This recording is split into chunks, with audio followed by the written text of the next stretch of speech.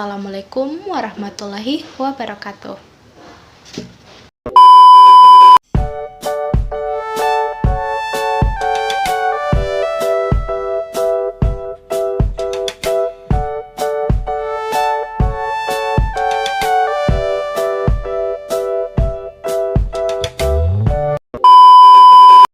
Bismillah, perkenalkan nama saya Fani Irawati dari kelas akuntansi 18C dengan NIM 10573110718.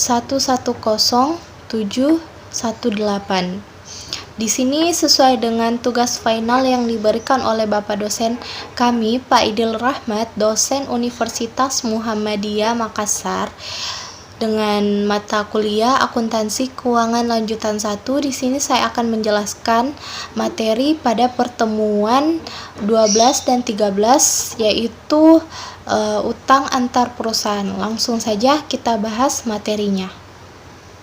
2000 years later. Materinya adalah transfer utang antar perusahaan, di mana melibatkan peminjam dari satu afiliasi ke afiliasi yang lain yang tergabung dalam entitas konsolidasi. Contohnya adalah utang piutang yang timbul karena penjualan kredit dari persediaan anak perusahaan dan penerbitan wesel bayar dari satu afiliasi ke afiliasi yang lain untuk peminjam dan operasi. Nah, di sini kita bisa lihat ada PT Induk dan juga PT Anak, di mana PT Induk menerbitkan obligasi yang akan dibeli oleh PT Anak.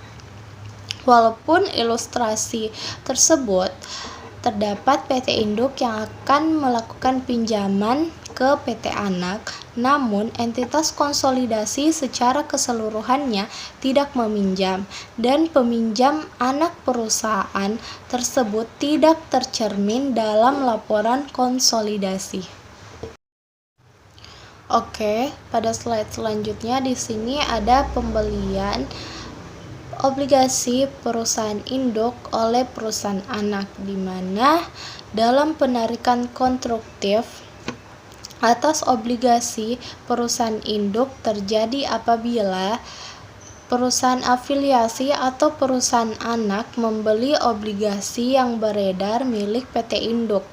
Yang kedua yaitu perusahaan anak atau perusahaan pembeli mencatat jumlah yang dibayar sebagai investasi dalam obligasi.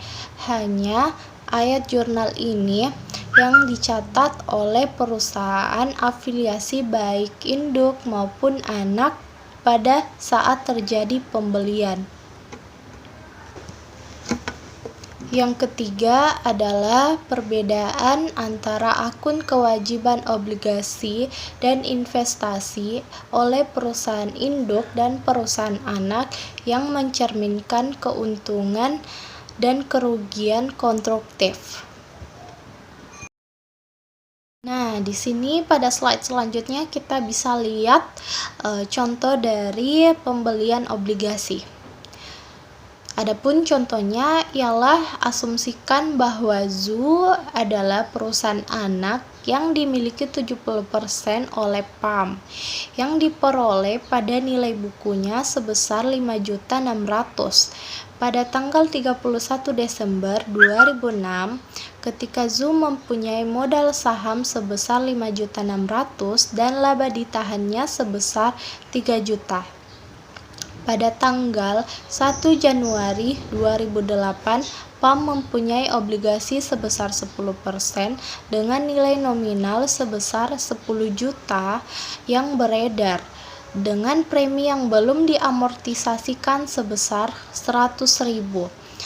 Pada tanggal yang sama, ZU Company membeli obligasi tersebut dengan nilai 1 juta seharga 950 dari piutang investasi. Pembelian ini mengakibatkan penarikan konstruktif atas obligasi sebanyak 10% PAM dan keuntungan konstruktif sebesar 60.000 yang dihitung sebagai berikut.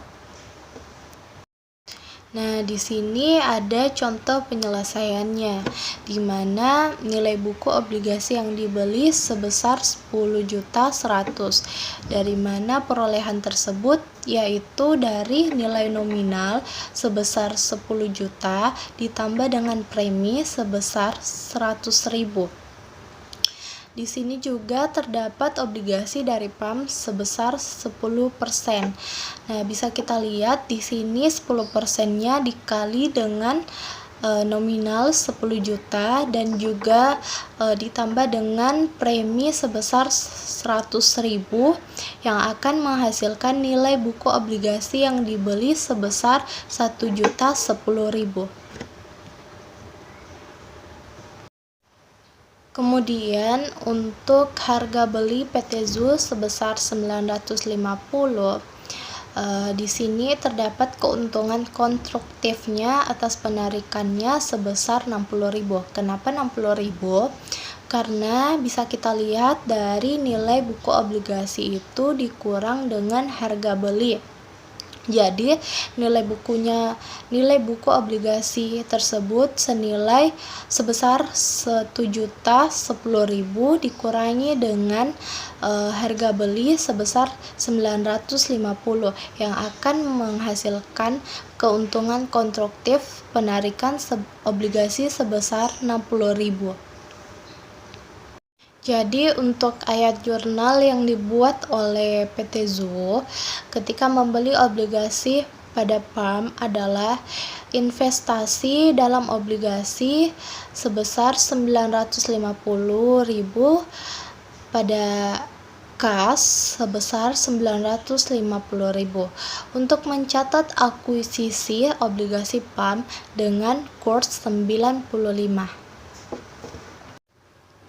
Itu tadi penjelasan singkat dari saya. Kurang dan lebihnya mohon dimaafkan. Assalamualaikum warahmatullahi wabarakatuh.